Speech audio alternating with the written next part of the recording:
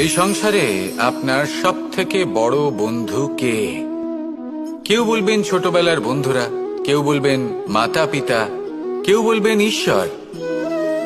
এবারে বলুন যে এই সংসারে আপনার সব থেকে বড় শত্রু কে? কেউ বলবে আপনার বিরোধী, সেই ব্যক্তি যে আপনাকে হিংসে করে, বা আপনার নিজের অহংকার, আপনার কুকর্ম। আমি বলবো যে এই সংসারে আপনার সব থেকে বড় বন্ধু হলো আপনার নিজের মন।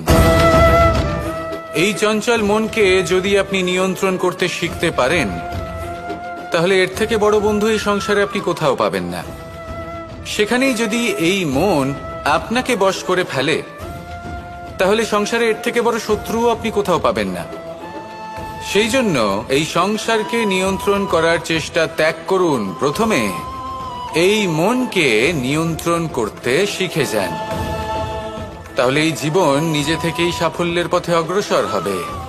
আর তখন এই মন প্রসন্ন হয়ে বলবে, রাধা।